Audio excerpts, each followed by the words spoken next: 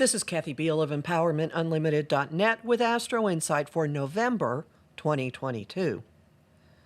What October started, November continues. The months flow into each other in the triple whammy of the Scorpio solar eclipse October 25th, Mars retrograde starting October 30th, and Taurus lunar eclipse November 8th. They hit as an undistinguishable rollout of energy, unleashing tsunamis of realizations and changes amid whirlwinds of data, conversations, and calls for action. The action will, eventually, clear the air and many a playing field. If the process unsteadies you now and again, take a moment to recover, then pick yourself up, ground, and focus. The eclipses promise a groundswell of revelations, departures, and endings as they bring up and reboot issues of resources and investments which color not just November, but the months well into next spring. Dramas will be impassioned and possibly lurid as eclipses in these signs dredge up laundry and obsessions that generally stay out of the public eye. On the plus side, if you've wanted to rework a financial arrangement, these moons support you. Mars's retrograde runs all month until January 12th, actually, in the information and transportation hub of Gemini. This retrograde is a bit like Mercury's and may fool you into thinking at times that Mercury is retrograde because Mars is in the messenger's home sign. But this variant is longer, more aggressive, and with a greater potential for deliberate gaslighting and deceit, not to mention mechanical breakdowns. It's operating in the background and often in the center of the activity for the entire month. Disengaging helps sort through the noise. Don't hesitate to stir things up yourself and tackle paperwork, delayed conversations, and agreements. The whirlwind will disgorge both truths and results of your efforts, with the first returns on that likely near November's end. The first 10 days of the month deliver long-distance views of change that's been in the offing, with Venus, Mercury, and the Sun opposing Uranus November 5th, 8th, and 9th. The links put actual fruition out of reach, resulting in frustration, particularly with other people. It's leverage or incentive for forcing commitment, no backsies allowed, which includes committing to your own values, worth, resources, desires.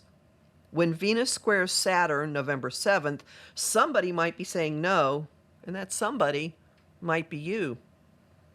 Meanwhile, issues are escalating involving physical comforts, resources, and money, and associated emotions as the skies build to the Taurus full moon, November 8th.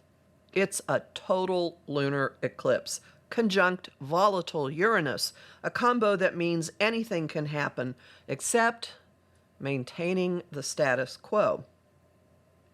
Many situations are already noticeably rearranging and birthing new developments since October's Scorpio new moon solar eclipse hit the reset button.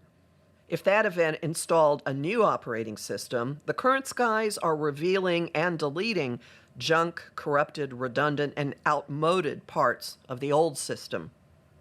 To make room for the new, chapters are now dramatically, suddenly, and unpredictably coming to an end. People are leaving, attachments are blowing up, situations, talents, maybe even foods you valued are losing appeal. At a minimum, we're all getting a different view of things, and some will be physical things we considered important, what with the eclipse unleashing revelations and Uranian bolts lighting our field of vision. Neither Scorpio nor Taurus is particularly inclined to let go of anything it considers its own. Hanging on tightly under this lineup could singe your hand when a blast from Uranus hits. Although that planet's presence hardwires this eclipse for surprises, The affected areas of life are probably already on your radar because of jostling Uranus has received in recent months. Even with the shocks and jolts, it's not necessarily an unpleasant experience. The immediate aftermath from November 10th through 14th simultaneously sobers and grounds us with Mercury Saturn and Sun Saturn squares providing structure and and connects us to love for what abides, to creativity and inspiration, to experiencing heaven on earth, or a believable facsimile, with Venus, then Mercury, and then the Sun, trining Neptune. Watch for opportunities to home in on what you really want and go for it, whether financially, in a relationship, or in conversation about a topic of great meaning, as Venus and Mercury sextile Pluto November 13th and 14th. Take the openings or not, either way, relationships and money improve, desires lure you into indulgence, and communications soar, including telepathic ones, when Venus and Mercury move on to trine expansive Jupiter November 15th and 16th. Their contacts with Jupiter prime the love goddess and winged messenger for traveling through his terrain, Sagittarius. Venus enters the sign November 16th, bringing energy, curiosity, and zest for adventure to the social vibe, with Mercury adding enthusiasm and jocularity when he moves into that sign the next day. This bodes well for general and individual moods. The eclipse is barely a week in the past, and the atmosphere is turning to questing and laughter and optimism. No matter what is leaving your life, no matter what you have booted from it, a light is shining, not merely at the end of the tunnel, but on the here and now. Before giving into that mood, we all have the chance to drop some baggage or retool our sense of self when the Sun sextiles Pluto November 18th. Look for it and dare to take it. Approaching life from a position of personal power, i.e., not as a victim, will help you sift through the fog and worse, coming off Mars's square to Neptune November 19th. This promises to be the most Mercury retrograde-like moment of the month, so take all ordinary precautions. Double-check details. Don't make assumptions. Allow scads of extra time for travel. Don't sign important contracts or make high-ticket purchases. That clash may knock loose some more information or allow for movement connected to situations around their first square, October 12th. More to the story is coming next March, after Mars is direct again and makes a third square to the planet of illusion. Odds are this won't hurt. The Sun is trining beneficent Jupiter November 20th, making prospects for your life feel particularly expansive. Even if a bit giddy, your thinking may be surprisingly clear. It's easy to know your heart and to speak it when Mercury meets Venus November 21st.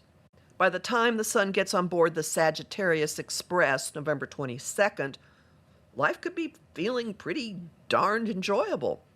Of course, since Sagittarius does have an affinity for politics, that topic could be consuming the air in the room as well. While the Sagittarius party is revving up, the sign's ruler Jupiter stations direct on the 23rd, beginning the planet's final month of cleanup in Pisces before returning to Aries December 20th. Jupiter's been retrograde since July 28 and back in Pisces since October 28. Matters that have been stirred or stalled since then may begin moving toward resolution.